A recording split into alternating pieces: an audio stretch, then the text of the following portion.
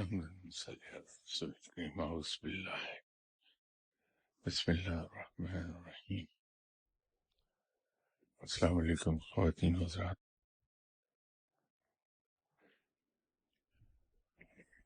انسانی فطرت میں ہے کہ وہ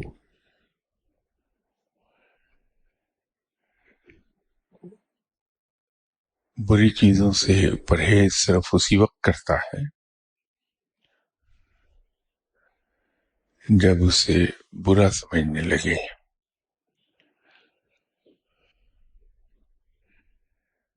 شروع میں ہوتا یوں ہے کہ ہم بری چیز کو برا سمجھتے ہیں، گناہ کو گناہ سمجھتے ہیں، لیکن ہماری خواہش یا ضرورت اتنی پریسنگ ہو جاتی ہے کہ ہم بحالت مجبوری وہ کام کر گزرتے ہیں۔ لیکن جب ایک کام ہم بار بار کریں تو ایک وقت آتا ہے انسان اسے روٹین میں کرنے لگتا ہے، ذہن اور دل سے اس کے برے ہونے کا احساس ختم ہو جاتا ہے۔ اور اگر یہ سلسلہ جاری رہے تو انسان اس برائی کو پھر برائی سمجھتا ہی نہیں ہے، بلکہ اسے ڈیفینڈ کرنے لگتا ہے۔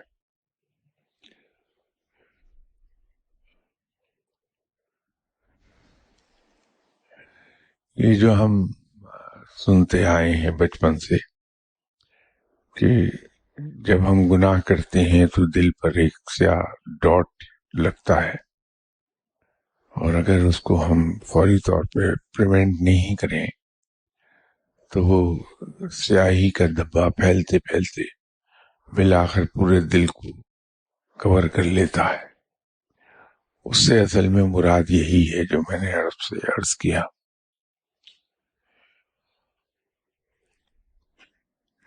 ضروری یہ ہے کہ انسان برائی کو برائی سمجھے اور گناہ کو گناہ سمجھے،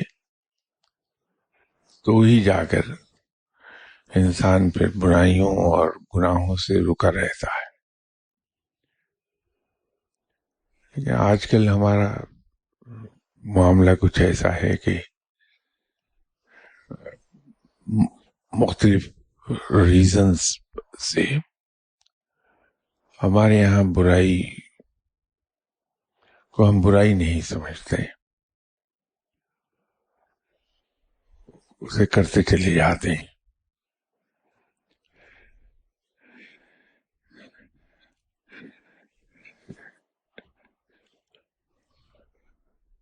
جھوٹ ہم بڑی روانی سے بولتے ہیں، اس کا احساس نہیں ہوتا ہمیں کہ ہم جھوٹ بول رہے ہیں، اور حتیٰ کہ ایسی معاملات میں بھی جھوٹ بول دیتے ہیں جہاں جھوٹ بولنے کی ضرورت ہوتی نہیں ہے، اس لیے کہ وہ عادت، جھوٹ بولنے کی عادت سے بڑھ کر ہماری سیکنڈ نیچر بن گئی ہے، تو ہمیں احساس نہیں ہوتا۔ اب اس کیفیت سے نکلنے کا بڑا ایک آسان طریقہ ہے، وہ ہے رب تعالیٰ کے اسماء حسنہ میں سے اللہ کا ایک اسم مبارک یا باطنو، الباطنو لکھا ہوا ہے، تو اس کو جیسے یہاں میں نے ایک زمانے میں بات کرتے ہوئے ایک عرض کیا تھا کہ اللہ تعالیٰ کے اسماء حسنہ کے ورد کا طریقہ یہ ہے کہ اگر ہم first half of the day میں اس کا ورد کرتے ہیں تو نام کے ساتھ ال آ جائے گا۔ اگر ہم first half of the day میں پڑھتے ہیں تو وہ الباطنو پڑھا جائے گا۔ اگر second half of the day میں ہم پڑھیں گے تو پھر یا باطن آئے گا. تو اگر ہم صبح نماز کے بعد اس کو 700 ٹائمز پڑھ لیں الباطن، اس سے ہماری سوچ پر جو پردے پڑے ہوتے ہیں، ہماری دنیاوی ضروریات یا خواہشات کی وجہ سے، اور ہم اچھے اور برے کی تمیز کو بھلا دیتے ہیں، وہ بہت نمایاں ہونے لگتی ہے انسان میں کہ رب تعالیٰ کے اس اسم مبارک کی برکت سے ہمارے اندر ایک احساس ایسا پیدا ہوگا کہ جو ہمیں برائی اور گناہ کی طرف جانے نہیں دے گا.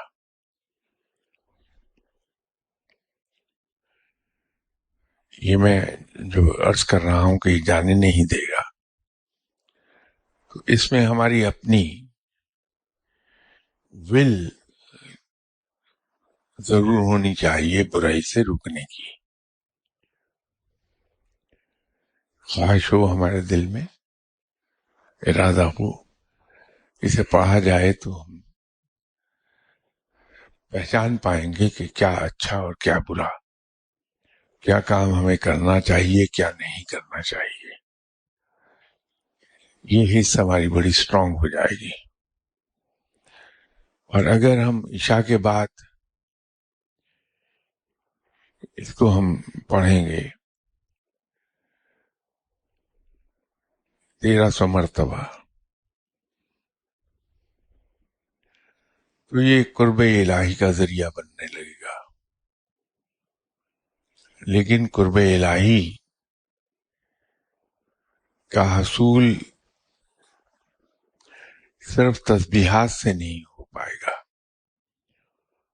اس کے لیے ہمیں اپنی سوچ اور اپنے رویے، ان دونوں کو سنت کے ماتحت کرنا ہوگا. سنت کا ماتحت جب ہم اپنے رویوں کو کر لیتے ہیں تو آپ صلی اللہ علیہ وسلم کی حیات طیبہ در حقیقت قرآن کی عملی صورت ہے. تو اس کا مطلب یہ ہو جائے گا کہ ہم قرآن کے احکامات کے مطابق زندگی گزار رہے ہیں. تو میں آپ گفتگو کی سہولت کے لیے یہ کہہ دیتا ہوں کہ سنت کی پیروی کی جائے تاکہ ہم قرآن میں دیے گئے احکامات کی پیروی کر رہے ہوں. جب ہم ایک کمبینیشن تیار کرتے ہیں عبادت اور نیکی، تو ان تینوں کا جو ملغوبہ ہے وہ در حقیقت ہمیں حاصل کر دیتا ہے قرب الہی کو.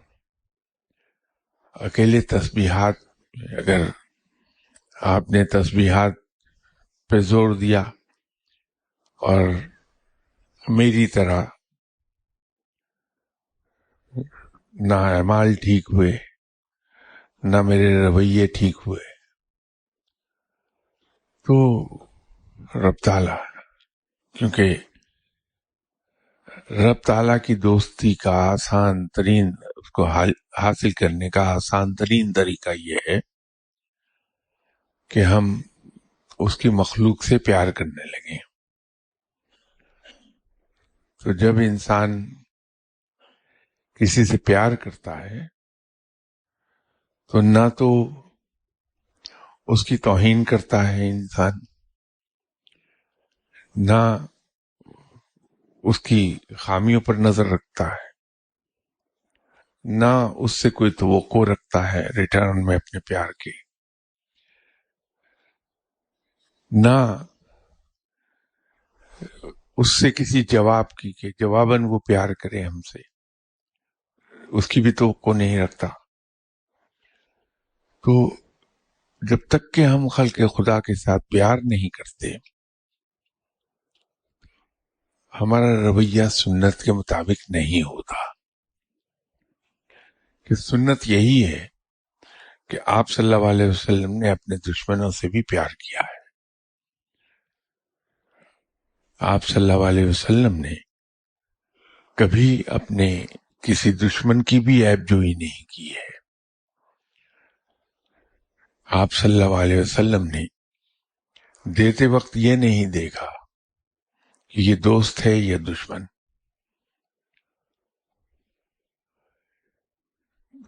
یہ رویہ ہمارے اندر اسی وقت پیدا ہو سکتا ہے جب ہم خلق خدا کے ساتھ محبت کرنے لگے.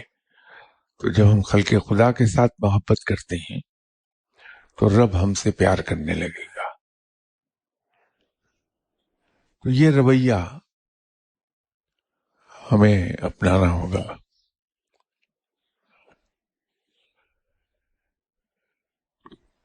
لیکن بات اسماء حسنیٰ کی ہو رہی تھی، تو عشاء کی نماز کے بعد، اور یہ تو کہنے کی ضرورت نہیں ہے کہ تسبیح کوئی سی بھی ہم پڑھیں، اول و آخر درود شریف اس کے لیے مسٹ ہے. تو اس میں 11 مرتبہ اگر درود شریف ہم پہلے پڑھ لیں اور 11 بار بعد میں پڑھ لیں تو اللہ کی رحمت سے امید یہی ہے کہ ہم پھر پہلے ہمارے اندر یہ چیز پیدا ہوگی کہ ہم اچھے اور برے کی تمیز کرنے لگیں گے، اور برائیوں سے رکنے لگیں گے،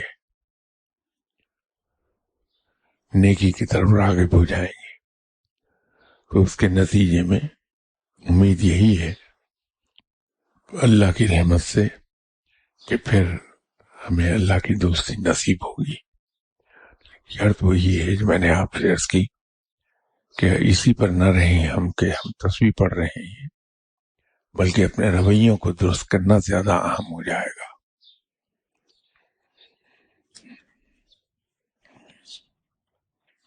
لاسٹ سنڈے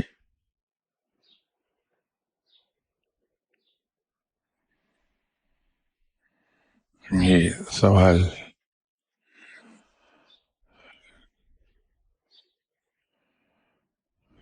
جواب دے رہے تھے، انصاف کا یہ غالباً یہ سوال تھا اس وقت انڈر ڈسکشن کے please express your opinion how the quantum physics might expand the spiritual side of people. میں یہی عرض کر رہا تھا کہ سائنسدانوں کے ساتھ یہ قصہ پیش آتا ہے کہ جب وہ ریسرچ کرتے ہیں تو وہ ریلیجس ہوتے ہیں، پھر ایک مقام آتا ہے کہ وہ معاذ اللہ اللہ کے وجود سے منکر ہو جاتے ہیں. لیکن پھر جب اور آگے بڑھتے ہیں تو رب کے وجود سے انکار نہیں کر پاتے، کنونس ہو جاتے ہیں کہ رب موجود ہے. اسی ضمن میں میں نے شاید عرض کیا تھا کہ جہالت یا علم کا نہ ہونا، لا علم ہونا کسی چیز سے برا ہے، لیکن کم علمی اس سے زیادہ خطرناک ہے. کیونکہ کم علمی میں عام طور پر ایک پرابلم یہ آتی ہے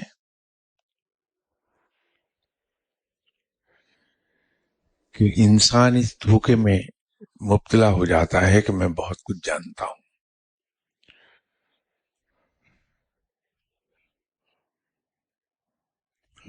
وہی تباہی کا راستہ ہے.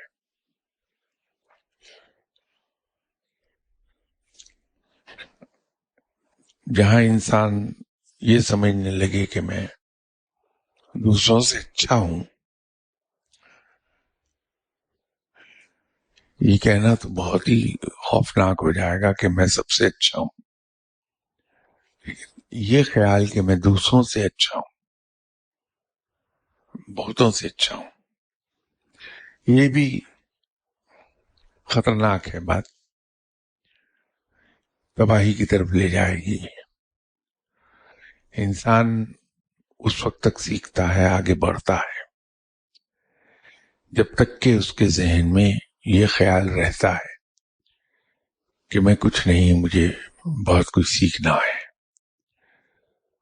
تو نتیجہ یہ ہوتا ہے کہ وہ جس کسی سے بھی ملتا ہے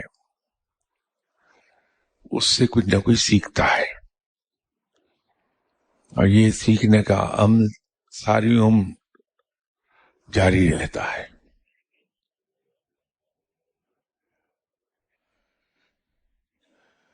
سائنسدان جب اس مقام پر ہوتا ہے کہ بہت گہرائی میں نہیں پہنچا ہوتا سبجیکٹ کی ابھی، تو وہ یہی سمجھتا ہے کہ ایسی کوئی طاقت نہیں ہے جو اس نظام کو چلا رہی ہے. لیکن جب زیادہ علم کی طرف بڑھتا ہے تو رب کے وجود کا قائل ہو جاتا ہے. تو یہ جو کوانٹم فزکس ہے، یہ اس مقام پر انسان کو ہیلپ کرتی ہے کہ وہ قدرت یا رب تعالی اس کے وجود کا قائل ہو جائے. کیونکہ اس مقام پر جب وہ بہت گہرا چلا جاتا ہے سبجیکٹ میں، تو وہاں اسے احساس ہوتا ہے کہ علم کی وسعت کیا ہے، اور وہ تو ابھی علم کے قطرے سے واقف نہیں ہوا. جب اپنے آپ کو وہ بہت چھوٹا سمجھنے لگتا ہے تو رب تعالیٰ کی طاقت کا قائل ہو جاتا ہے. تو یوں یہ ہیلپ کر دیتی ہے.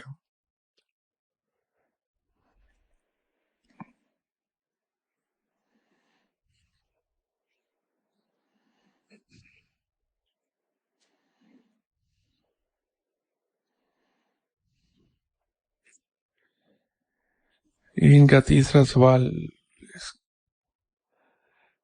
جواب اس کا آسانی سے دیا تو جا سکتا ہے ڈیٹیل میں، لیکن شاید وہ اتنی ڈیٹیل میں جواب دینا مصلحت کے خلاف ہو جائے کہ یہ غلط سمت میں لے جائے گا انسان کو. ان کا ہے what is your option on unified field theory. یہ اصل میں مسئلہ وحدت الوجود کی بات کر رہے ہیں، which says that all manifestations eventually dissolve to one field of energy and there is no separation in essence. Separation we experience at the level of reality we exist is only illusionary.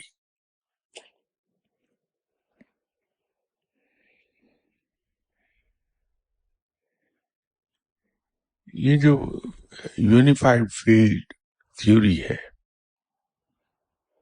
اس موضوع پہ 2-3 بار بات ہوئی. یہ انگریزی ترجمہ ہے مسئلہ وحدت الوجود کا.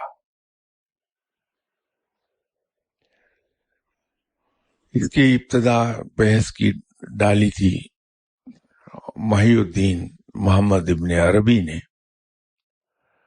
وہ علم کے اتنے بڑے مقام پر تھے اور اس طرح کی مینٹل فیکلٹیز کے مالک تھے کہ انہوں نے اپنے وقت سے بہت پہلے ایسی چیزیں انٹروڈیوس کرا دیں جن پر بدقسمتی سے اختلافات ہوئے مسلمانوں میں، اور مسلمانوں کا خون بہہ گیا ان اختلافات کے نتیجے میں. میں ذاتی طور پہ یہ سمجھتا ہوں کہ آج بھی محمد ابن عربی کی مختلف تھیوریز جو انہوں نے بیان کی وہ ابھی بھی قبل از وقت ہے. ہمارا علم ابھی وہاں تک نہیں پہنچا کہ ہم ان تھیوریز کو سمجھ پائیں، اس کی گہرائی کو سوچ پائیں. نتیجہ یہ ہے کہ ہم غلط فہمیوں کا شکار ہوتے ہیں اور اس پر پھر اصرار کرتے ہیں اپنی رائے پر، اور یوں اختلاف رائے ذاتی اختلافات کا رنگ لیتے ہیں اور وہاں سے جھگڑے شروع ہو جاتے ہیں.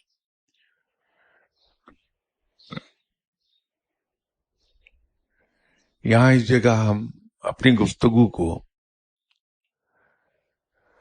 ان چیزوں سے بچائے رکھتے ہیں جہاں اختلافات ہوں. کسی کے عقیدے سے ہم اختلاف یہاں نہیں کرنا چاہتے، کیونکہ ہمارا مشن یہ نہیں ہے کہ لوگوں میں اختلافات پیدا ہوں. ہمارا مشن تو یہ ہے کہ لوگوں میں یکجائی پیدا ہو جائے.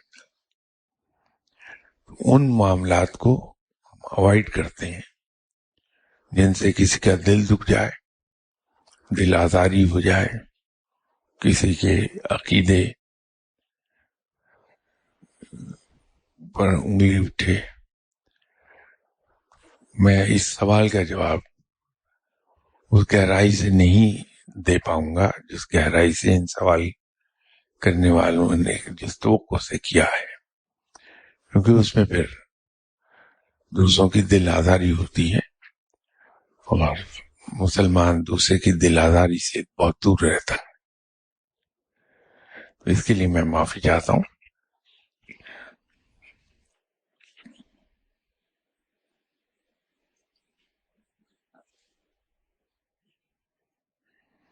ان کا چوتھا سوال یہ ہے، what does intertwine of body and soul means؟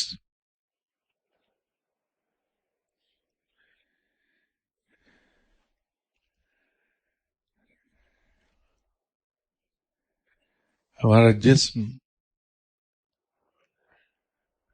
اس کی جو بنیادی اساس ہے جہاں سے یہ بنا ہے، وہ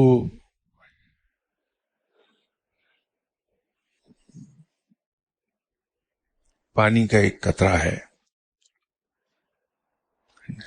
جس سے ہمارا جسم وجود میں آتا ہے، ایک پروسیس سے گزرتا ہے. وہ 2-3 مرتبہ ہم نے اس موضوع پہ یہاں بات کی. یہ اصل میں گھر ہے ہماری روح کا، اور روح کی تخلیق ہوئی ہے نور سے.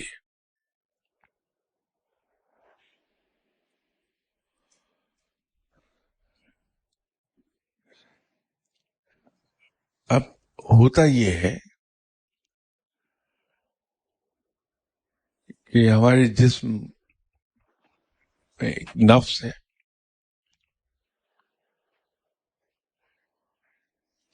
اس کی خواہشات ایسی بھی ہوتی ہیں جو پسندیدہ نہیں ہیں، جو مسلمان کو نہیں کرنی چاہیے، رب منع کرتا ہے اس سے. اور اگر ان خواہشات کو ہم پورا کرنے لگیں، ان کے پیچھے بھاگنے لگیں، تو ہمارے جسم پر بھی اس کے اثرات نمودار ہونے لگتے ہیں. جیسے ہم یہ کہتے ہیں کہ یہ آدمی بڑا نیک ہے کیونکہ اس کے چہرے پر نیکی کا نور ہے. بالکل اسی طرح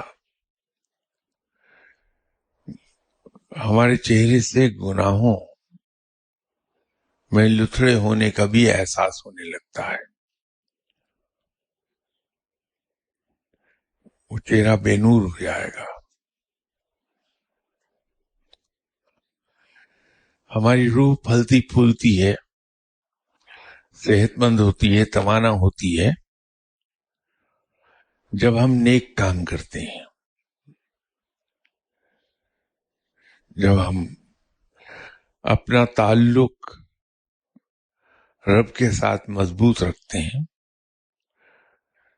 بلکہ ہماری روح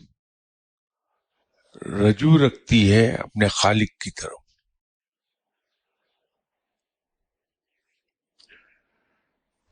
اس سے ہماری روح توانا ہوتی ہے۔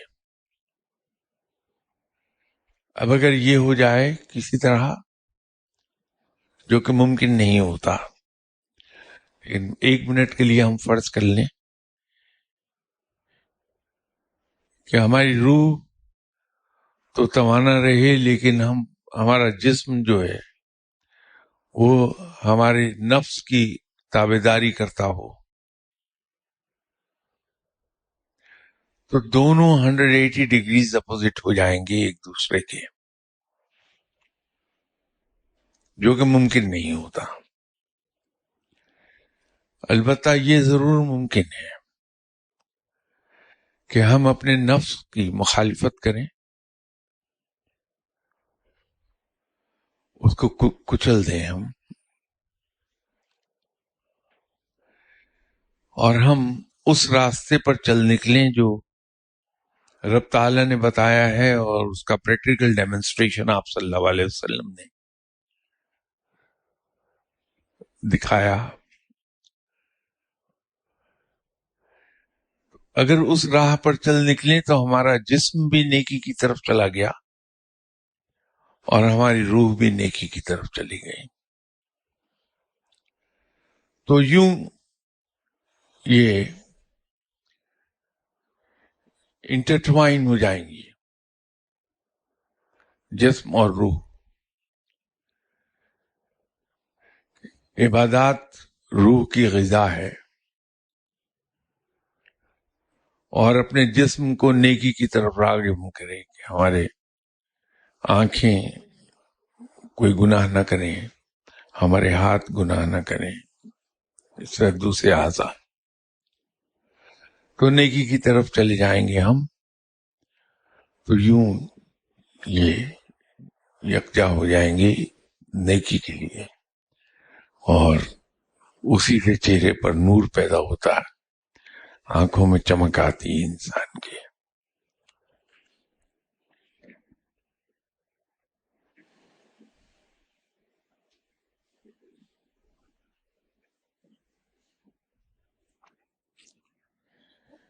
ان کا 5واں سوال ہے کہ Does Allah want all the religions to come under one umbrella?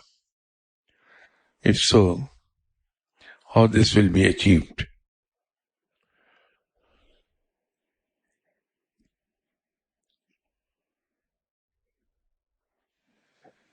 بات یہ ہے کہ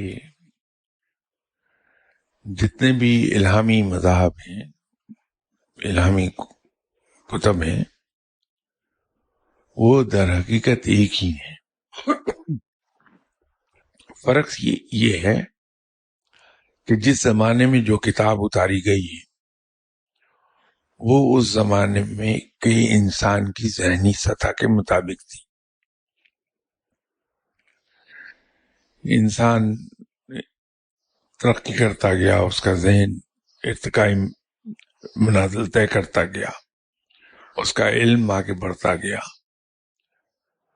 جو انسان کی ذہنی ارتقاء ہوتی گئی، الہامی کتابوں کا میسج اسی لحاظ سے ایڈوانس ہوتا چلا گیا،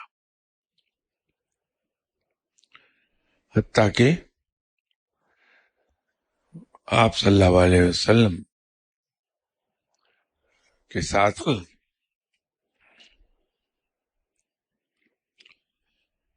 در حقیقت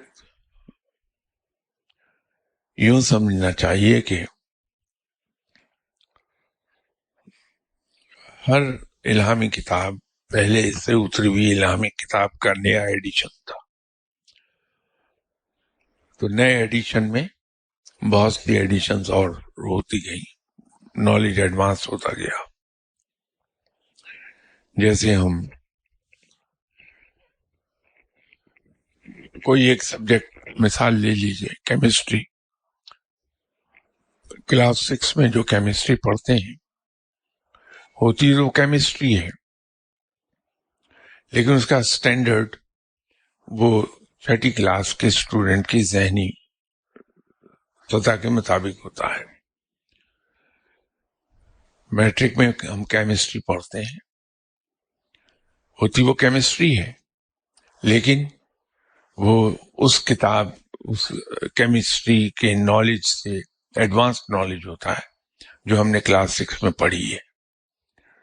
ہم بی ایس سی میں وہی کیمسٹری پڑھتے ہیں، وہ اور ایڈوانس ہو گئی ہوتی ہے، حتیٰ کہ ہم اس میں ڈاکٹریٹ کرتے ہیں تو وہ بہت ایڈوانس لیول کی کیمسٹری ہوتی رہتی کیمسٹری ہے.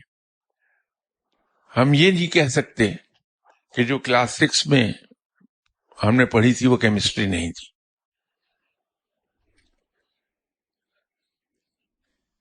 تو قرآن پاک میں دین مکمل کر دیا گیا. آپ صلی اللہ علیہ وسلم جو پیغام لے کر آئے اس نے دین کو مکمل کر دیا. یہ رب تعالیٰ نے قرآن میں بھی کہا کہ ہم نے اپنا دین مکمل کر دیا. تو انڈر ون امبریلا کا تو سوال نہیں پیدا ہوتا. بات یہ ہے کہ یہ الہامی کتابیں برحق کتابیں ہیں. ہمارا ایمان کامل نہیں ہوتا تھا وقت کہ ہم ان پہ ایمان نہ لے آئیں. آپ صلی اللہ علیہ وسلم سے پہلے جو پیغمبر تشریف لائے ان پر اگر ہم ایمان نہ لائیں تو ہمارا ایمان مکمل نہیں ہوتا، کامل نہیں ہوتا. تو بات صرف یہ ہے کہ جو الہامی مذاہب پہلے ہیں ان کو سپرسیڈ کر رہا ہے لیٹر پیغام، لیکن جو غیر الہامی مذاہب ہیں وہ مٹ جائیں گے کہ رب اپنا دین پھیلا کے رہے گا. تو انڈر ون امبریلا نہیں آئیں گے بلکہ مٹ جائیں گے، ختم ہو جائیں گے. اور جو اسی پیغام کے پہلے ایڈیشنز ہیں وہ اسی دین میں سمو جائیں گے. یہ رب کا وعدہ ہے کہ میرا دین پھیل کر رہے گا، پوری دنیا اسی دین کی پیروکار ہو جائے گی.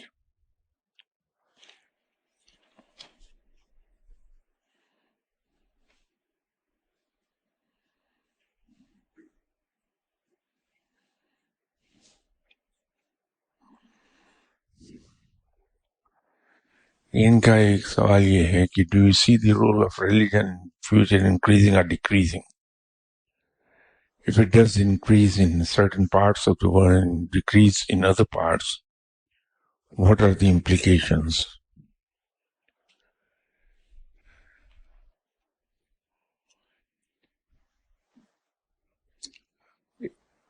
پہلی بات تو یہ ہے کہ ہمیں اسلام کے بارے میں بہت کلیئر ہیڈڈ ہونا چاہیے. اس کے ہمارے کانسیپٹس بالکل کلیئر ہونے چاہیے کہ یہ مذہب نہیں ہے، یہ دین ہے.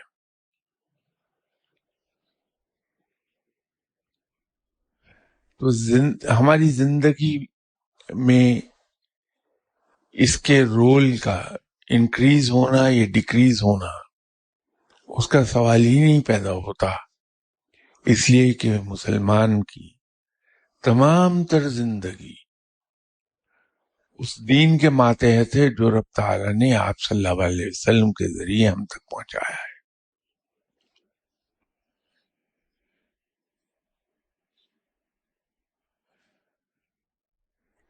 بات صرف اتنی ہے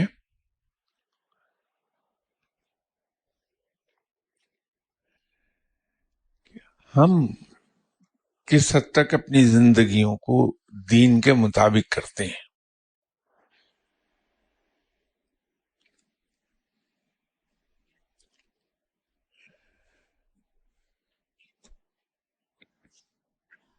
جتنا، اور ہم پر فرض ہے کہ ہم اپنی زندگی کو کلیتاً دین کے ماتحت کر دیں، اپنی زندگی کو ہم دین کے مطابق گزاریں،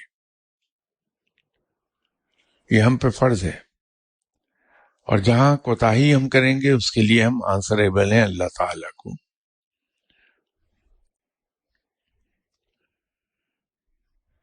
تو کوتاہی ہماری ہے، دین کا رول کم یا زیادہ ہونے کا کوئی سوال نہیں ہے. یہ ہماری کوتاہی ہے کہ ہم اپنے آپ کو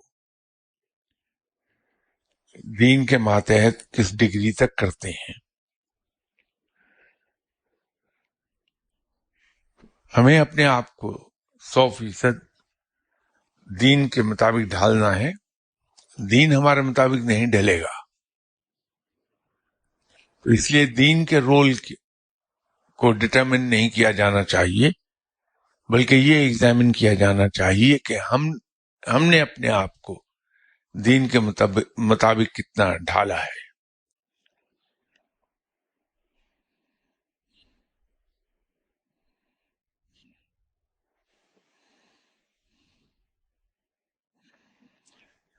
ان کا ایک سوال ہے کہ is nafs only or animalistic inclination or it is more than that?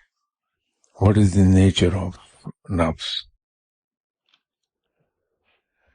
اس موضوع پر بھی کئی بار یہاں بات ہوئی. اگر یہ سوال کرنے والے صاحب ہماری پہلی گفتگو سنتے رہے ہیں تو انہوں نے کئی مقامات پر یہ سنا ہوگا کہ اکثر و بیشتر میں عرض کیا کرتا ہوں کہ انسانی جسم میں 9 لطائف ہیں. پورے کے پورے بھی بیان کیے، ان کی تمام ڈیفینیشنز بھی بیان ہوئی بھی ہیں. نفس انہی 9 میں سے ایک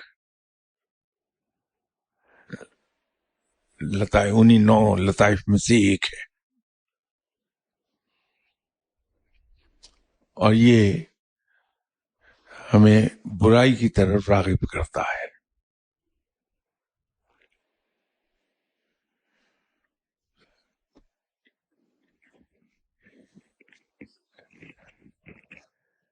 کیونکہ برائی عقل سے دور ہے،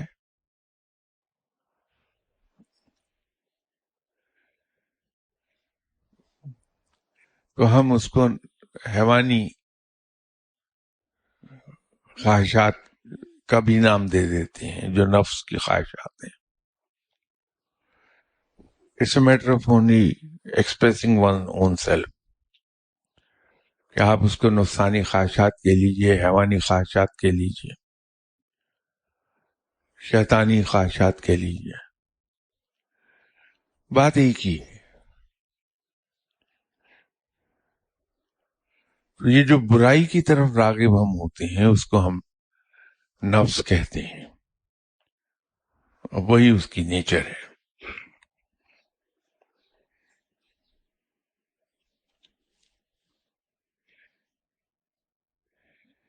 ان کا 8واں سوال ہے کہ please pray for me to be on straight path which Allah is happy with.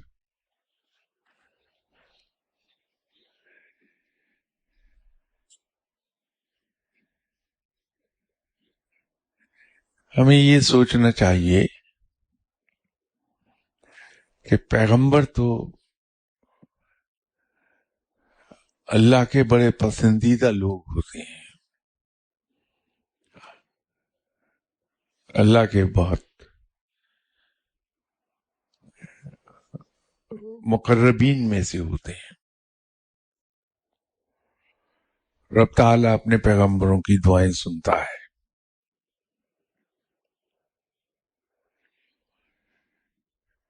کیا کبھی کسی پیغمبر نے یہ دعا کی کہ یا باری تعالیٰ میری ساری امت کو نیک کر دے؟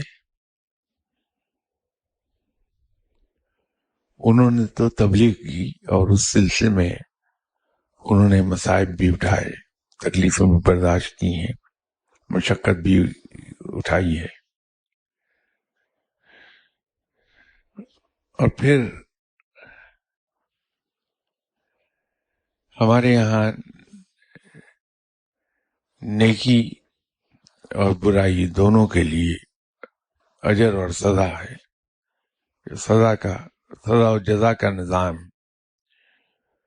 وہ خود ہمارے اعمال پر ہے. جیسے ہمارے اعمال ہیں اکارڈنگلی ہمیں جزا یا سزا مل جائے گی. تو اس کا تعلق ان نیکی کی راہ پر چلنے کا تعلق تو ہمارے اعمال کے ساتھ ہے، ہماری ایفرٹ کے ساتھ ہے، اس کوشش کے ساتھ ہے کہ جو ہم نیکی کی راہ پر چلنے کے لیے کرتے ہیں. ہاں، دعا کام آتی ہے کہ ہم بحیثیت انسان بھرپور کوشش کرتے ہیں کہ ہم نیکی کی راہ پر چلیں،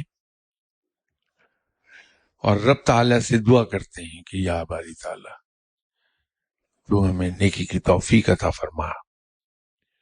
یا باری تعالیٰ ہماری کوششوں کو برابر کر دے کہ ہم تیری راہ پر چل سکیں، تیرے بتائے ہوئے راستے پر چل سکیں. وہ دعا تو ہے ٹھیک، کام آتی ہے، سپورٹ کرتی ہے ہمیں، لیکن اصل چیز یہ ہے کہ ہم اپنے نفس کے ساتھ لڑیں اور نیکی کی راہ پر چلنے کی پوری کوشش کریں، اور ساتھ اللہ سے دعا کریں کہ یا باری تعالیٰ تو ہمیں نیکی کی توفیق عطا فرما. یا اللہ ہماری کوشش میں برکت عطا فرما اور انہیں برابر کر دے. تو ٹھیک ہے، لیکن یہ کہ میں اپنی راہ چلتا چلا جاؤں اور دوسروں سے کہوں کہ میرے لیے دعا کر دیں، کام نہیں بنے گا. آپ نیکی کی راہ پر چلنے کی کوشش کریں، اپنے ساتھ لڑیں، اور ساتھ روزانہ صبح شام دوپہر ہر نماز کے بعد رب تعالیٰ سے دعا کریں کہ یا باری تعالیٰ مجھے نیکی کی توفیق عطا فرما دے. یا اللہ میں جو تیرے بتائے ہوئے راستے پہ چلنے کی کوشش کر رہا ہوں، اس کو تو برابر کر دے، اس میں برکت عطا فرما دے. تو یقیناً اللہ تعالیٰ مدد فرماتا ہے اور نیکی کی راہ پہ چلنے میں مدد کر دیتا ہے.